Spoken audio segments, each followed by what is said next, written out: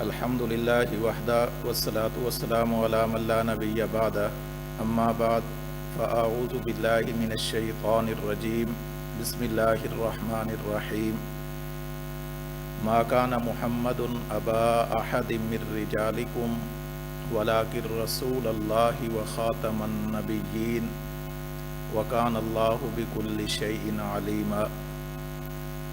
عن انس بن مالک رضی اللہ عنہ قال قال رسول اللہ صلی اللہ علیہ وسلم ان الرسالۃ والنبوۃ قد انقطعت فلا رسول بعدی ولا نبی۔ اللہم صلی علی محمد وعلی آل محمد کما صلیت علی ابراہیم وعلی آل ابراہیم انک حمید مجید۔ اللہم بارک علی محمد وعلی آل محمد کما بارکت علی ابراہیم وعلی آل ابراہیم انک حمید مجید۔ عقیدہ ختم نبوت ہمارے دین اسلام کا بھی مسئلہ ہے اور عقیدہ ختم نبوت ہمارے وطن عزیز پاکستان کے آئین کا بھی مسئلہ ہے۔ جہاں تک پہلی بات کا تعلق ہے، اس حوالے سے آپ نے بے شمار علماء کرام کے بیانات سنے ہوں گے۔ حضرت استاد محترم متکلم اسلام شیخ طریقت مولانا محمد الیاس گھمن حافظہ اللہ، ان کی طرف سے آپ کو اس عنوان پر مدلل اور جامع مضمون روانہ کیا گیا۔ آپ حضرات نے پڑھا بھی، اور جن حضرات نے کسی مسجد میں بیان کرنا تھا انہوں نے اسی عنوان پر جمعہ بھی پڑھایا ہوگا، بیانات بھی کیے ہوں گے۔ ہمارے احناف میڈیا سروسز کی طرف سے ہفتہ ختم نبوت کے عنوان سے آپ کو اس عقیدے سے متعلقہ پوسٹیں بھی ملی ہیں، ملتی بھی رہیں گے انشاءاللہ۔ اس مسئلے کی دو نوعیتیں ہیں۔ ایک نوعیت ہے کہ یہ دین اسلام کا مسئلہ ہے۔ میں نے آج اس موضوع پر بات نہیں کرنی، میں نے اس کی دوسری نوعیت پر بات کرنی ہے، یعنی وطن عزیز پاکستان کی آئینی حیثیت کیا حاصل ہے اسے۔ قیام پاکستان کے بعد سب سے پہلے جو ایک منظم تحریک شروع ہوئی ہے اسی مقدس عنوان پر، تحریک ختم نبوت، وہ 1953 کو شروع ہوئی، اور اس میں شروع ہی میں یہ بات واضح کی گئی، اور پاکستان کے دوسرے وزیر اعظم خواجہ ناظم الدین نے قائد اعظم محمد علی جناح مرحوم کی ہدایات کی روشنی میں پاکستان کے دستور کی تدوین کے لیے بنیادی اصول وضع کرنے کی ایک کمیٹی بنائی۔ پھر اس پر اجلاس ہوتے رہے۔ اس رپورٹ کا جائزہ لینے کے لیے اسلامی دستور کی بنیادی سفارشات مرتب کرنے کے سلسلے میں مشرقی پاکستان اور مغربی پاکستان یعنی بنگلہ دیش اور پاکستان کے جلیل القدر علماء مشائخ، انہوں نے اس کے بارے میں بے حد محنت کی۔ اس کا اجلاس 6 جنوری 1953 کو مزار قائد کراچی کے قریب حاجی مولا بخش سومرو کی کوٹھی پر منعقد ہوا۔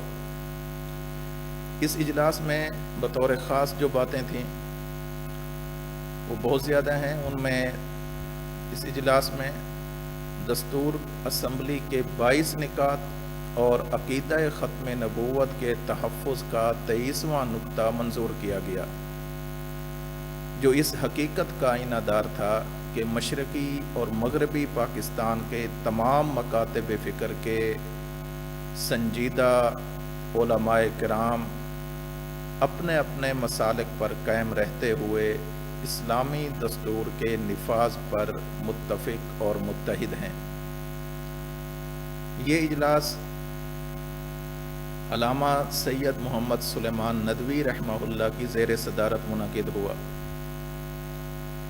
اس میں بہت بڑے بڑے اہل علم نے شرکت کی، مسلک دیوبند سے تعلق رکھنے والی چند عظیم شخصیات، جن میں مفتی اعظم پاکستان مفتی محمد شفیع عثمانی دیوبندی رحمہ اللہ، امیر شریعت سید عطا اللہ شاہ بخاری رحمہ اللہ،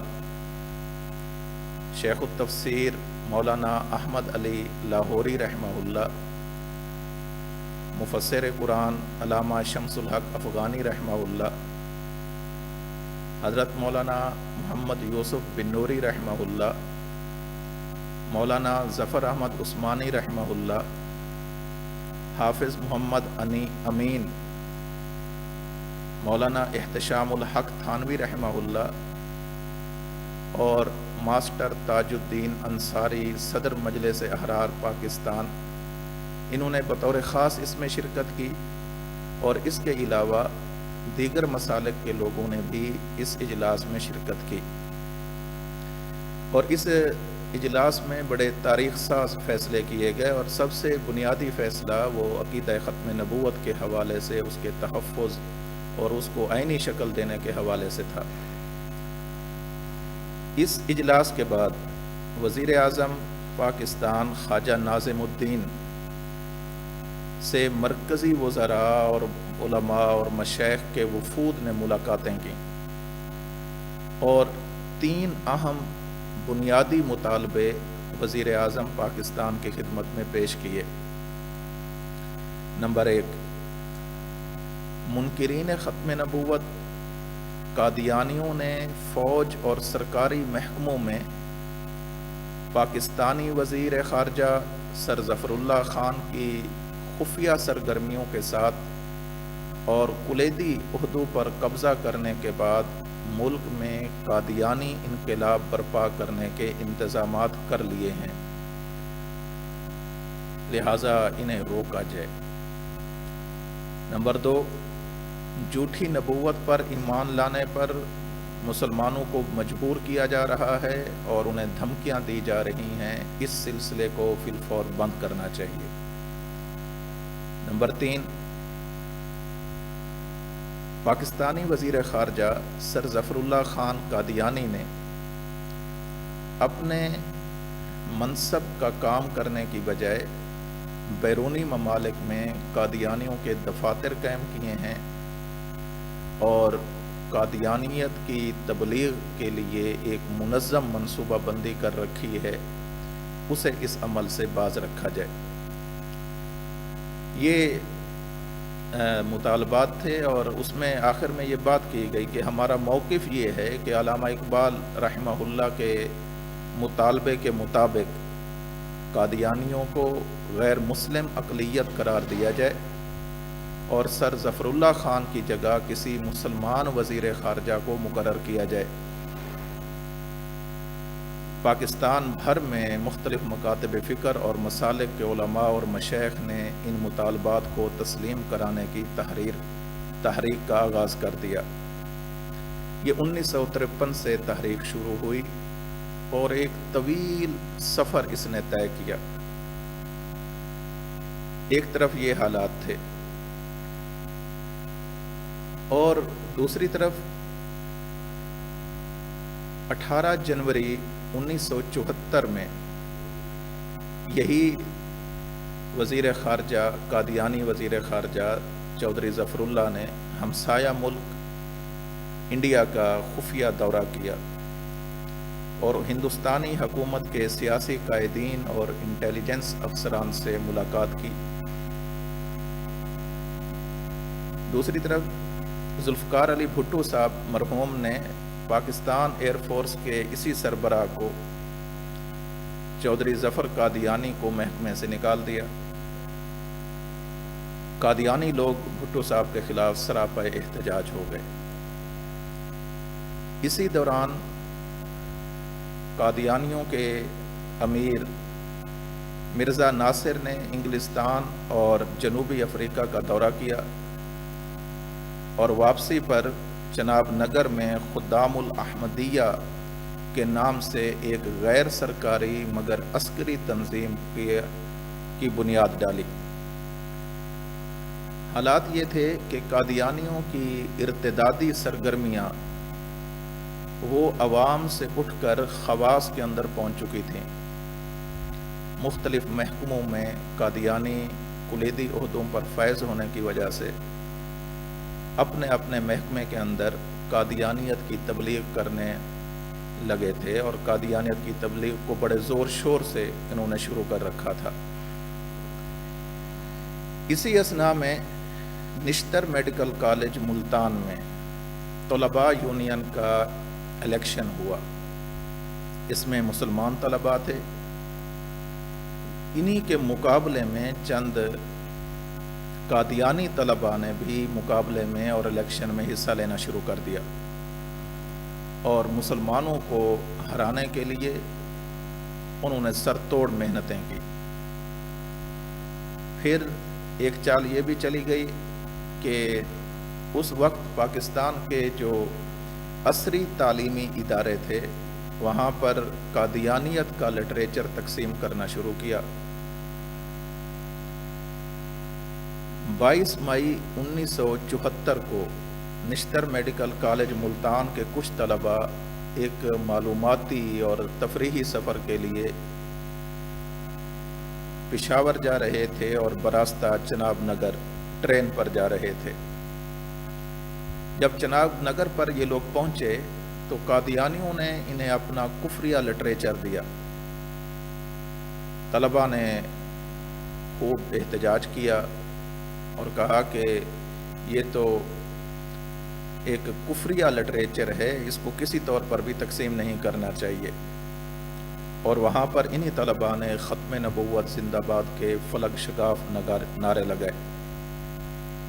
پھر یہ طلباء کا قافلہ 19 مئی کو واپس ہونے لگا تو ہمارے یہاں سرگودا کے قریب نشترآباد اسٹیشن جو چناب نگر اسٹیشن سے پہلے آتا ہے، وہاں پر قادیانی اسٹیشن ماسٹر نے چناب نگر کے قادیانی اسٹیشن ماسٹر کو بتایا فلاں بوگی طلباء کی ہے جنہوں نے کچھ دن پہلے جاتے ہوئے ختم نبوت زندہ باد کے نعرے لگائے تھے اور ہمارے لٹریچر پر انہوں نے اعتراض کیا تھا اور اسے کفریہ کہا تھا، چنانچہ آپ خلاف ضابطہ چناب نگر ریلوے اسٹیشن پر گاڑی روک لینا۔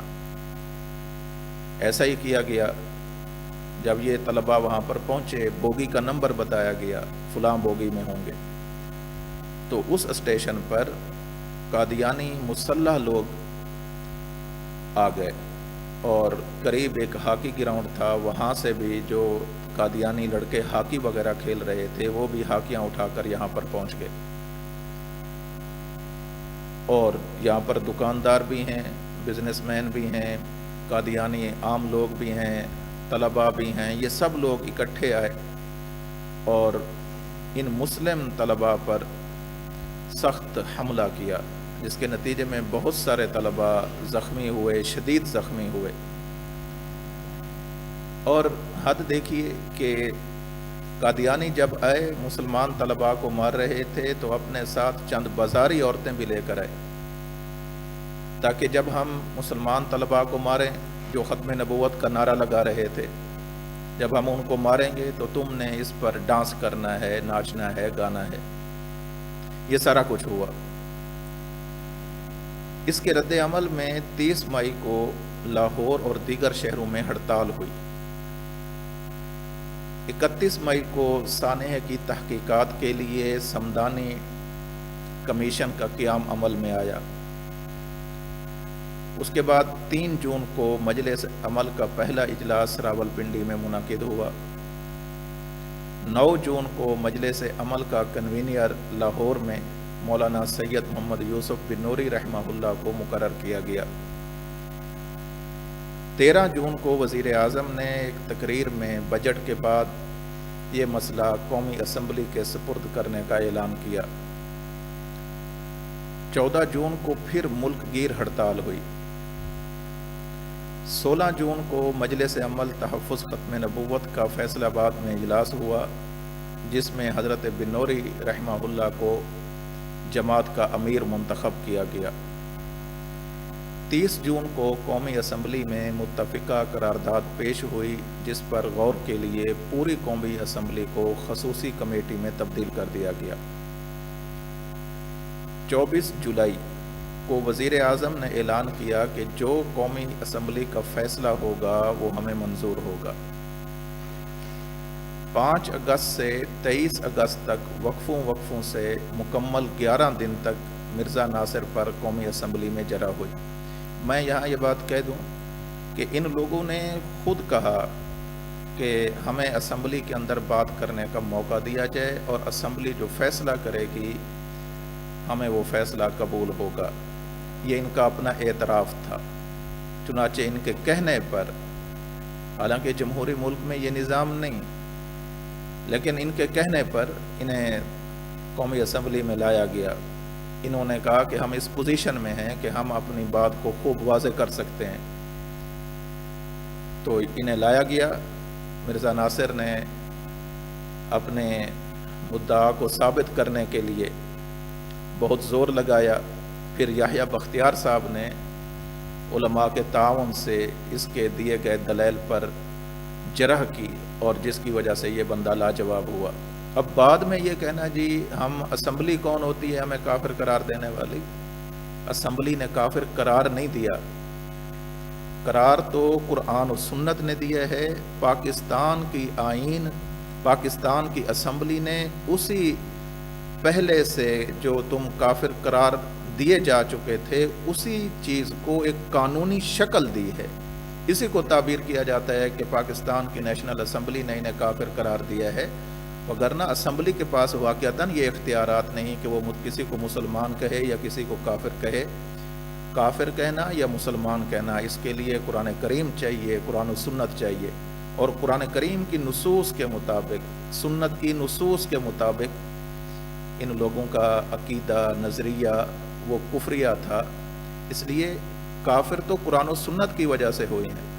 बाकी पाकिस्तान की असम्बली ने आईनी तौर पर एक कानूनी शक्ल दी है उसी बात को कि जो बात कुरान और सुन्नत से इनके बारे में मालूम हुई थी।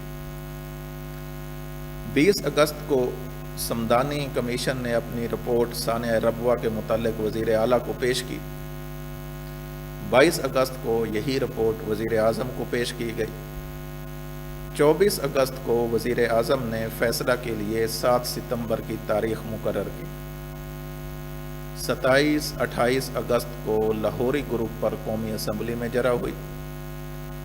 1 सितंबर को लाहौर बादशाही मस्जिद में मुल्क गिर ख़त्म नबूवत कॉन्फ्रेंस मुनक़िद हुई। बहुत बड़ी कॉन्फ्रेंस का इनेकाद किया गया। 5-6 सितंबर को अटारनी जनरल ने कौमी असम्बली में उमूमी बहस की। यही याह्या बख्तियार साहब उमूमी बहस की और मिर्ज़ाइयों पर जरह का खुलासा पेश किया। 6 सितंबर को आल पार्टीज़ मजलिस तहफ़्फ़ुज़ ख़त्म नबूवत की रावलपिंडी में वज़ीर आज़म से मुलाकात का फ़ैसला किया। इस सारी कार्रवाई में कौमी असम्बली ने 2.5 माह के अरसे में 28 इजलास बुलाए और 96 घंटों पर मुश्तमिल नशिस्तें हुईं। इसमें तमाम मसालिक की मजहबी और सियासी क़ियादत ने अपनी अपनी हैसियत के मुताबिक किरदार अदा किया। ख़ुसूसन मकतबे फ़िक्र देवबंद की तरफ से मुफ़क्किर इस्लाम हज़रत मौलाना मुफ्ती महमूद साहब रहमहुल्लाह और आपके रफ़क़ाए कार ने कादियानियों का लिटरेचर जमा किया। हज़रत मौलाना मोहम्मद यूसुफ बिन नूरी रहमतुल्लाह अलैह, मौलाना मोहम्मद हयात, मौलाना अब्दुर्रहीम अशार, मौलाना ताज महमूद, मौलाना मोहम्मद शरीफ जालंधरी जैसे अकाबिर ने, मौलाना गुलाम गौस हज़ारवी जैसे अकाबरीन ने दिन रात एक करके कादियानी और उनके कादियानी मिल्लत और उनके मजहबी और सियासी अज़ाइम पर मबनी लिटरेचर इकट्ठा किया। इस मेहनत में कादियानियों की मजहबी हिस्से की तरतीब और तदवीन शेखुल इस्लाम हज़रत मौलाना मोहम्मद मुफ्ती तकी उस्मानी साहब ज़ीदा मजदूह ने की, जबकि सियासी हिस्से की तरतीब हज़रत मौलाना समीउल हक शहीद रहमतुल्लाह अलैह ने अपने हाथों से की। 7 सितंबर को कौमी असम्बली में دستور کی دفعہ 106 میں قادیانی اور لاہوری گروپ کو اقلیتوں کی فہرست میں شامل کیا گیا اور دفعہ 260 میں ایک نئی شق کا اضافہ کیا جس میں یہ طے کیا کہ ہر فرد جو حضور صلی اللہ علیہ وسلم کے بعد کسی مدعی نبوت کو پیغمبر یا مذہبی مصلح مانتا ہو وہ آئین یا قانون کے مقاصد کے ضمن میں مسلمان نہیں۔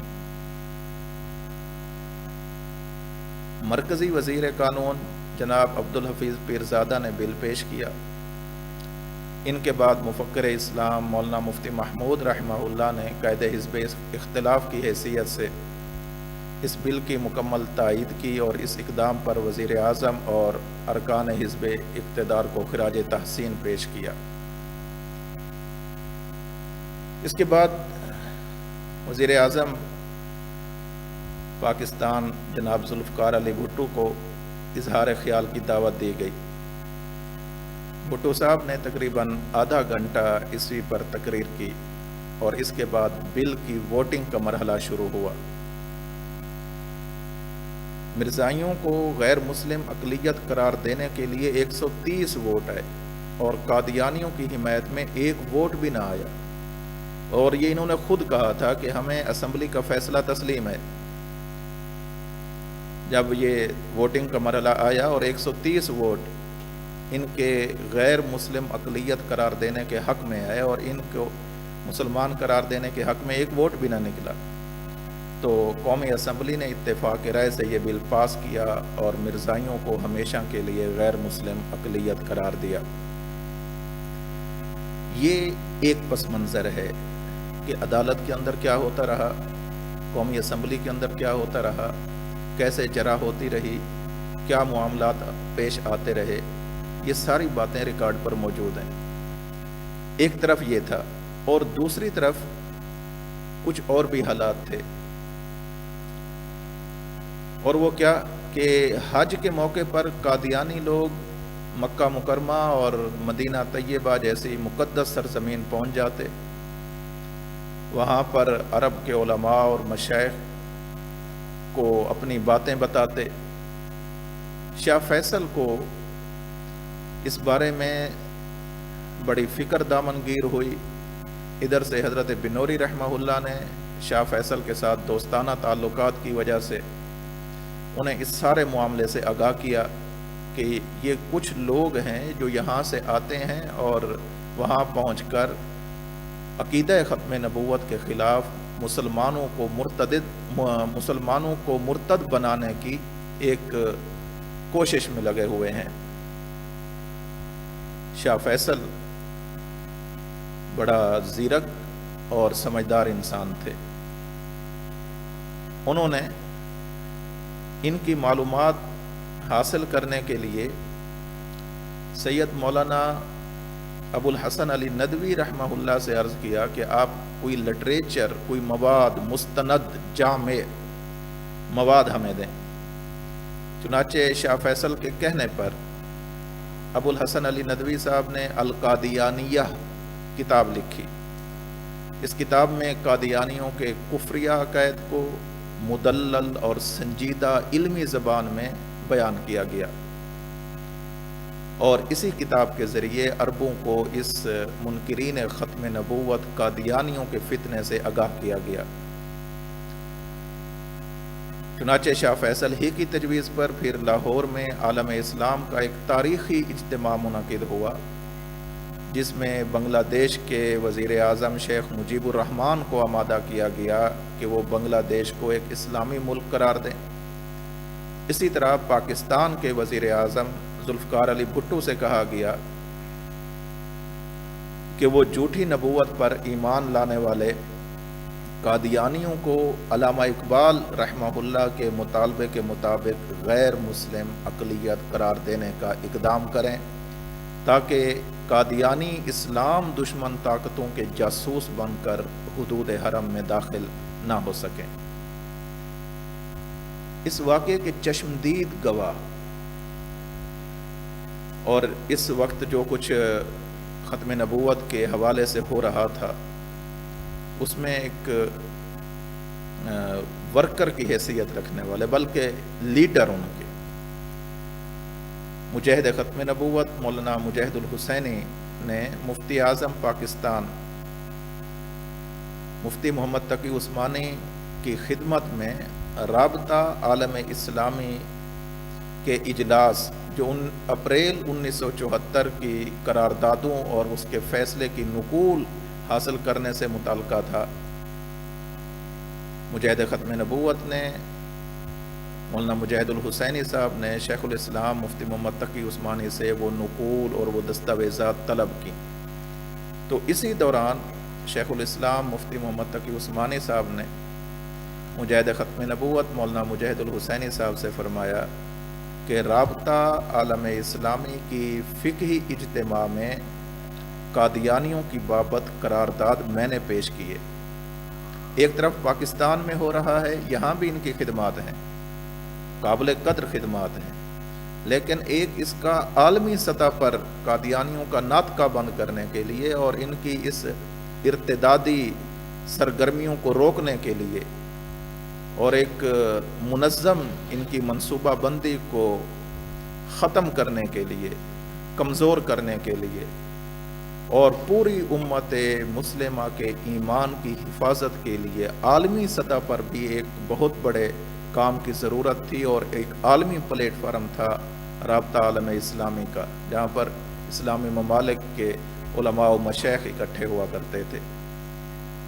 وہاں پر سب سے پہلے قادیانیوں کے خلاف قرارداد پیش کی ہے، اور یہ قرارداد پیش کی ہے شیخ الاسلام مفتی محمد تقی عثمانی زیدہ مجدہ نے۔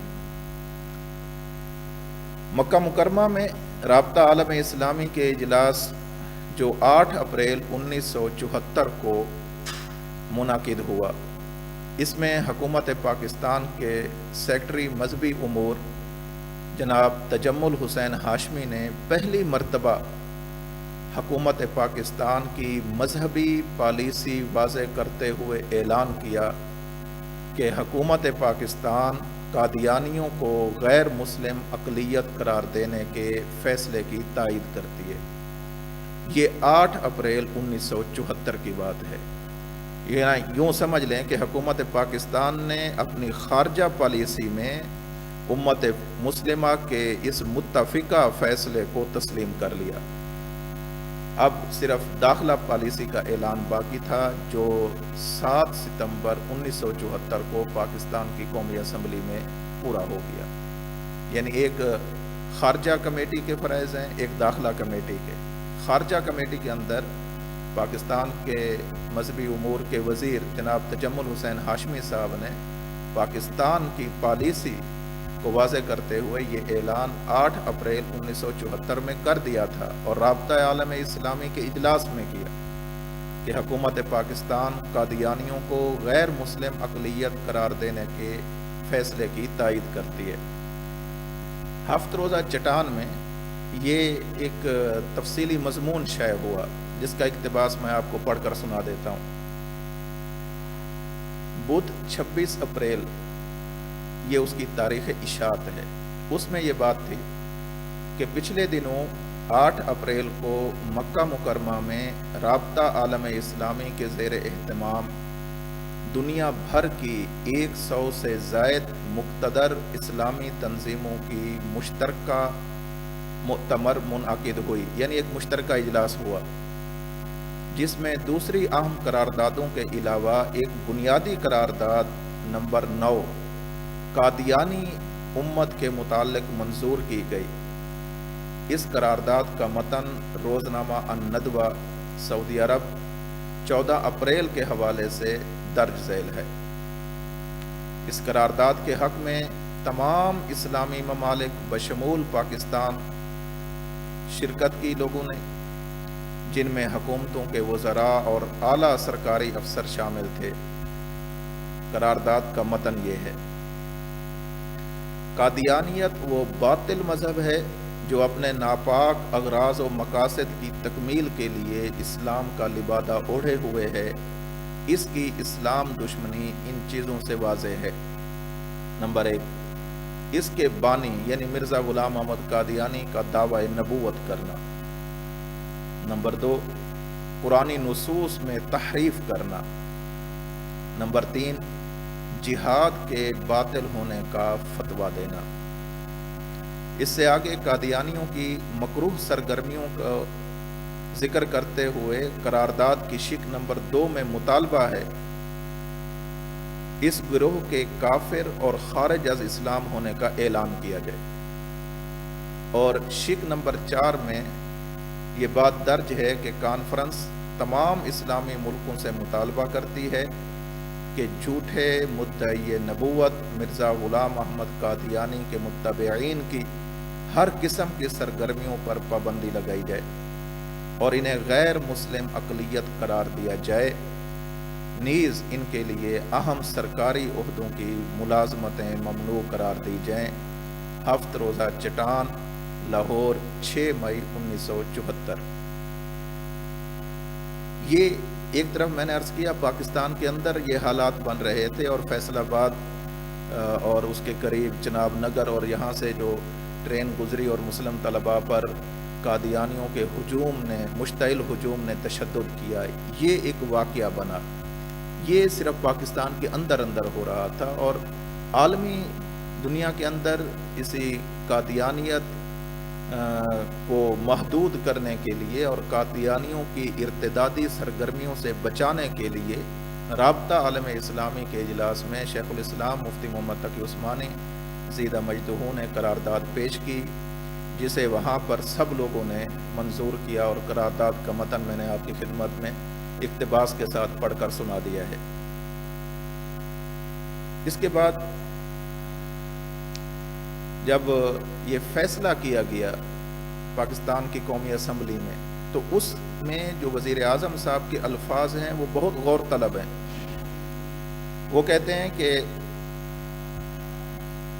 میں فیصلے کا اعلان صرف پاکستانی قومی اسمبلی یا پاکستان علماء و مفتیان کرام کا نہیں، بلکہ دنیا اسلام کے نامور اور جید علماء و مفتی صاحبان کے متفقہ شرعی فیصلے کے مطابق کر رہا ہوں۔ یعنی یہ جو میں فیصلہ کر رہا ہوں یہ صرف پاکستان کی قومی اسمبلی کے چند لوگوں کا نہیں ہے، یا پاکستان میں رہنے والے چند علماء اور مشائخ کا نہیں ہے، بلکہ دنیا اسلام کے نامور اور جید علماء و مفتی صاحبان کے متفقہ شرعی فیصلے کے مطابق کر رہا ہوں، وہی جو رابطہ عالم اسلامی کے اندر اس کو منظور کیا گیا تھا، اسی کی طرف اشارہ ہے۔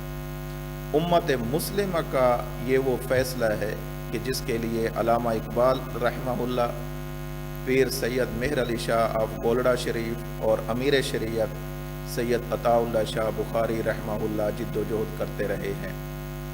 یہ وزیر اعظم پاکستان جناب ذوالفقار علی بھٹو صاحب کا اعلان تھا، اور 7 ستمبر رات 8 بجے ریڈیو پاکستان نے یہ خبر نشر کی کہ مرزائیوں کو قومی اسمبلی اور سینٹ نے متفقہ طور پر غیر مسلم اقلیت قرار دے دیا ہے۔ بس یہ اعلان کیا تھا کہ لوگ اس اعلان کو سن کر خوشی کے مارے ختم نبوت زندہ باد کے نعرے لگاتے ہوئے، ایک دوسرے کو مبارکبادیں دیتے ہوئے سڑکوں پر نکل آئے۔ اس فیصلے نے اہلیان پاکستان کے دینی جذبات کی مکمل ترجمانی کی۔ وہاں پر پوری دنیا میں مسلمانوں میں، پوری دنیا کے مسلمانوں میں اسلامیان پاکستان کی قدر کو بھی بڑھا دیا کہ پاکستان کے مسلمان حضور اکرم صلی اللہ علیہ وسلم کی ختم نبوت پر کسی کو ڈاکہ ڈالنے کی قطعاً اجازت نہیں دے سکتے۔ اور آخر میں اتنی بات بھی عرض کروں کہ یہ قادیانیوں کو غیر مسلم اقلیت قرار دینے کا فیصلہ یہ صرف اسلامی دنیا کے اندر پاکستان نے نہیں کیا، بلکہ اللہ کے رسول صلی اللہ علیہ وسلم کی نبوت اور رسالت کے بعد کسی جھوٹے نبی کے لیے نبوت یا رسالت کا اگر کوئی بندہ اعتقاد رکھتا ہے تو ایسے لوگوں کو غیر مسلم قرار دینا یہ صرف پاکستان کا مسئلہ نہیں، پاکستان کے ساتھ ساتھ سعودی عرب نے بھی یہی آئین اپنا بنایا ہے، مصر نے بھی، شام نے بھی، الجزائر نے بھی، لیبیا نے بھی، افغانستان نے بھی، متحدہ عرب امارات نے بھی، انڈونیشیا نے بھی، ملیشیا نے بھی اور نائجیریا نے بھی، یہ تمام ممالک نے یہ متفقہ طور پر اس بات کو اپنے ملک میں آئین کے طور پر شامل رکھا ہے کہ اللہ کے رسول صلی اللہ علیہ وسلم کے بعد اگر کوئی شخص کسی کو نبی مانتا ہے، چاہے ذلی مانے، بروزی مانے، تو اس کو کافر قرار دیا جائے گا۔ یہ صرف پاکستان کا مسئلہ نہیں، یہ امت مسلمہ کا مسئلہ ہے۔ اور میں آخر میں یہ بات بھی کہوں کہ دیکھیں، ہمارا عقیدہ ہے کہ آپ صلی اللہ علیہ وسلم کے بعد آج تک نہ کوئی نبی پیدا ہوا ہے نہ پیدا ہو سکتا ہے۔ ہم آپ صلی اللہ علیہ وسلم کو اپنا نبی مانتے ہیں، رسول مانتے ہیں، بلکہ خاتم الانبیاء والمرسلین مانتے ہیں۔ انہی کی تعلیمات کو دنیا و آخرت میں اپنے لیے ذریعہ نجات جانتے ہیں، انہی کی شفاعت کے خود کو مستحق سمجھتے ہیں، ان کی شفاعت کی امید رکھتے ہیں۔ ہم جس نبی کو مانتے ہیں اس نبی سے اپنی نسبت بھی کرتے ہیں، علل اعلان کرتے ہیں، ڈنکے کی چوٹ کرتے ہیں، اور اس نسبت کرنے کو اپنا ایمانی فریضہ سمجھتے ہیں۔ ہم اللہ کے رسول صلی اللہ علیہ وسلم کی ختم نبوت کے قائل ہیں، اسی پر اپنی جان دینا بھی اپنی سعادت سمجھتے ہیں۔ لیکن عجیب بات یہ ہے کہ قادیانی لوگ، مرزائی لوگ، یہ اللہ کے رسول صلی اللہ علیہ وسلم کے بعد مرزا غلام احمد قادیانی کو نبی بھی مانتے ہیں، مسیح موعود بھی مانتے ہیں، سب کچھ مانتے ہیں، لیکن اپنی نسبت نہیں کرتے، یعنی خود کو مرزائی کہلوانے کے لیے تیار نہیں، خود کو قادیانی کہلوانے کے لیے تیار نہیں ہے۔ بھئی جب تم نے نبی مان لیا ہے تو اور کیا رہ گیا ہے؟ اب اپنی نسبت بھی کرو، بڑے فخر سے کرو۔ ہم آپ کو منع نہیں کرتے، کہو کہ ہم مرزائی ہیں، کہو کہ ہم قادیانی ہیں، کہو، اس میں کون سی دوسری رائے؟ اس کو نبی بھی مان لیا ہے، رسول بھی مان لیا ہے، اور عقیدہ ختم نبوت کو ختم کر کے اجرائے نبوت کا عقیدہ بھی رکھ لیا ہے۔ پھر اس پر ہیلے بہانے تراشے گئے ہیں، جی ہم ذلی نبی مانتے ہیں، بروزی نبی مانتے ہیں، جو کچھ بھی مانتے ہیں، نبی تو مانتے ہیں۔ تو پھر جب نبی مان لیا ہے، کہو کہ ہم اسی مرزے کی وجہ سے مرزائی ہیں، ہم اسی قادیانی کی وجہ سے خود کو قادیانی کہلوا رہے ہیں۔ ایک طرف تم عقیدہ ختم نبوت کا انکار بھی کرتے ہو اور مرزا غلام احمد قادیانی کو اپنا نبی بھی مانتے ہو، مسیح موعود بھی مانتے ہو، لیکن اپنی نسبت اس کی طرف نہیں کرتے، بلکہ مسلمانوں کی صفوں میں گھسنے کی کوشش کرتے ہو۔ تعجب کی بات ہے، کیا تمہیں اپنے اس نبی کی طرف، جھوٹے نبی کی طرف نسبت کرنے میں کوئی آر ہے؟ اگر آر ہے تو کھل کر بتاؤ کہ ہم بس مجبوری سے مان رہے ہیں، ہم منافقانہ طور پر مان رہے ہیں، ہم دل ہی دل کے اندر اس کو تسلیم نہیں کرتے۔ اور اگر واقعتاً تم کرتے ہو تو پھر کھل کر اس کا اظہار بھی کرو۔ یہ کیا بات ہوئی کہ ایک طرف تم ان سے اپنی نسبتیں استوار کرتے ہو اور دوسری طرف جب بات آ جائے تو تم کہتے ہو کہ نہیں جی ہم مسلمان رہنا چاہتے ہیں، ہمیں مسلمان کہا جائے، ہمیں غیر مسلم نہ کہا جائے۔ یہ بات اچھی طرح ذہن میں رکھی جائے، مسلمان ہونے کے لیے ضروری ہے کہ عقیدہ ختم نبوت کا اقرار کرنا ہوگا۔ عقیدہ ختم نبوت کا معنی یہ ہے کہ اللہ کے رسول صلی اللہ علیہ وسلم کے بعد کوئی نیا نبی پیدا نہیں ہو سکتا۔ حضرت عیسیٰ علیہ السلام تشریف لائیں گے، وہ نئے نبی نہیں، وہ پرانے ہیں، وہ آئیں گے۔ کوئی نیا نبی پیدا نہیں ہو سکتا۔